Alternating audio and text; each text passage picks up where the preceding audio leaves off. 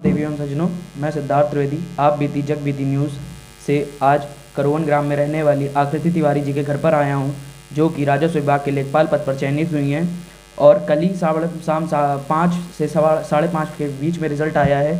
और ये बहुत आज खुश हैं और ये अपने परिवार की पहली ऐसी महिला हैं जो कि किसी सरकारी विभाग में चयनित हुई हैं और इन्होंने यह करके अपने पूरे परिवार का, अपने पूरे देश का, अपने पूरे विश्व का और महिला सशक्तिकरण का एक अच्छा नारा दिया है और महिलाओं को एक नई इन्होंने उज्ज्वला दी है कि आपको भी अगर आप कदम कदम पर मेहनत करेंगी तो ऐसा नहीं है सरकारी में सिर्फ लड़के जाते हैं या सिर्फ लड़कियां जाती हैं। दोनों के लिए हक है। आप भी मेहनत करेंगी तो आपका भी चयन होगा। हम आकृति तिवारी जी के घर पर आइए इनसे कुछ सवाल पूछते हैं और यह इंटरव्यू उन यूथ के लिए है जो कि इस समय तैयारी कर रहा है अलग अलग जगहों पर रहकर सरकारी की, राजेंद्र नगर दिल्ली में और मुखर्जी नगर में दिल्ली में, प्रयागराज में, अलग अलग जगहों पर रहकर तैयारी कर रहा है और इस इंटरव्यू से उसको शायद कुछ मदद मिल जाए। यह हमारी एक मुहिम है। आइए हम आकृति तिवारी जी से बात कर रहे हैं। आकृति तिवारी जी, आपका चयन हो गया, आपको कैसा लग रहा है? बहुत अच्छा लग रहा है। यह रिजल्ट कितने बजे आया था?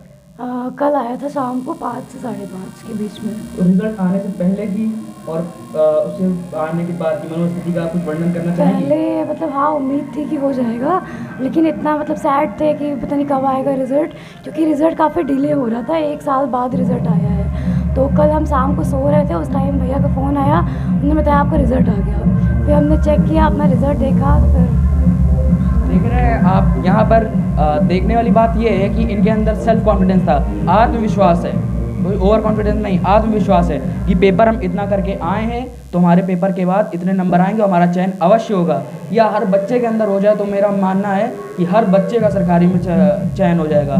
और इनकी निष्ठा थी जो कि सरकारी विभाग का रिजल्ट इनकी निष्ठा से कल सुबह ही आ गया, कल शाम को आ गया। कल सुबह यह सोच ही रही थी कि वो शाम कैसी होगी, जैसा अभी आने से पहले इनसे बात हुई कि वह शाम कैसी होगी, वह सुबह कैसी होगी जिस दिन मेरा रिजल्ट आएगा। और भगवान की कृपा रही, कल शाम को ही इनका रिजल्ट आ गया। तो आप बताएं कि आप कैसे पढ़ती थी? आपने क्या कोचिंग कर रही थी कि सेल्फ स्टडी करी थी? नहीं, सेल्फ स्टडी करी थी, हमने लाइब्रेरी ज्वाइन कर रखी थी, तो सेल्फ स्टडी करी थी। तो यहाँ देखने वाली बात है, बिना कोचिंग के बिना किसी एक्सटर्नल मदद के सेल्फ स्टडी से इन्होंने इतना अच्छा मुकाम हासिल किया है। और ऐसा कि ये हमारे बड़ी बहन भी है तो ये हमारे लिए शुरू से इंस्पिरेशन में रही हैं और सभी बच्चों के लिए इंस्पिरेशन है। इन्होंने काफ़ी मेहनत करी है, बचपन ही से ये बहुत नीचे से रह के बहुत मतलब ये हमारे समय पे ये थी कि इतना इंग्लिश का जब कुछ नहीं था हमारे माँ बाप के बीच में, तब हमने लाइब्रेरी ज्वाइन कर रखी थी, तो सेल्फ स्टडी करी थी। तो यहाँ देखने वाली बात है, बिना कोचिंग के बिना किसी एक्सटर्नल मदद के सेल्फ स्टडी से इन्होंने इतना अच्छा मुकाम हासिल किया है। और ऐसा कि ये हमारे बड़ी बहन भी है तो ये हमारे लिए शुरू से इंस्पिरेशन में रही हैं और सभी बच्चों के लिए इंस्पिरेशन है। इन्होंने काफ़ी मेहनत करी है, बचपन ही से ये बहुत नीचे से रह के बहुत मतलब ये हमारे समय पे ये थी कि इतना इंग्लिश का जब कुछ नहीं था हमारे माँ बाप के बीच में, तब ये इंग्लिश बोलती थी और इसी इंग्लिश के वजह से हमको इनसे कुछ सीखने को मिला। हमने भी इंग्लिश में बहुत अच्छी मेहनत करी और इनके ही आशीर्वाद से शायद हम इतना अच्छा इंग्लिश बोल भी देते हैं। और मैं आपसे पूछना चाहूँगा कि आपकी दिनचर्या क्या थी? हाँ, यही मेरा रूम है और इसी में सब मेरा पूरा दिन गुजरता था। तो ये देख रहे हैं आप कि इन्होंने क्या क्या लगा रखा है। मैं कैमरामैन से आग्रह करना चाहूँगा कि थोड़ा सा आगे आ जाएं और ये दिखाएं कि बहुत अच्छी लाइन लगी है। मैंने आने से पहले पढ़ी, मैंने सोचा था मैं हर बच्चे को दिखाऊंगा कि सफ़र थोड़ा कठिन है लेकिन हिम्मत नहीं हारूंगी। सफ़र थोड़ा कठिन है लेकिन हिम्मत नहीं हारूंगी, इतना तो भरोसा है खुद पर, इस बार मैं बाजी ज़रूर मारूंगी। ये भरोसा, ये विश्वास अपने ऊपर होना बहुत बड़ी बात होती है। इतना विश्वास हर बच्चा नहीं रखता, अगर हर बच्चा रख लेता तो आज हर बच्चे का शायद चयन हो जाता।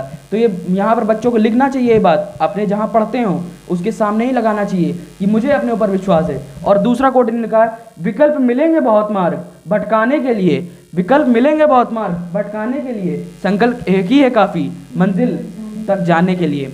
तो आप देखते हैं कि बीच में भटकाव भी आता है। सरकारी की तैयारी करते करते बच्चा जनरली यही होता है कि अपना ग्रेजुएशन कंप्लीट करता है और बच्चा सरकारी की तैयारी करता है, लेकिन इन्होंने मंजिल नहीं भटकाई और अपना सिर्फ एक लक्ष्य, अर्जुन की तरह इन्होंने मेहनत करी, एक लक्ष्य साधा और आज ये देखिए लेखपाल पद पर भी हैं। और इनकी उम्र महज 21 से 22 साल की है। जैसा कि इनके सभी कागजात में हमने देखा कि इनकी 21 से 22 साल के बीच में उम्र है और इतनी छोटी उम्र में इतनी बड़ी सफलता पाना बहुत बड़ी बात है।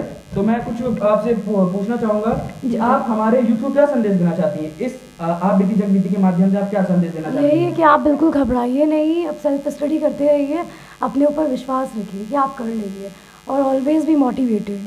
हमेशा मतलब कभी भी डिमोटिवेट मत होइए, हमेशा मोटिवेटेड रहिए और आगे बढ़ते रहिए। जैसा कि आपने देखा कि आकृति जी ने कहा कि हमेशा मोटिवेट रहिए और आगे बढ़ते रहिए। तो यही कहना चाहूँगा कि अगर आपके सफ़र में आपको कांटे भी लगते हैं तो उस कांटे को खुद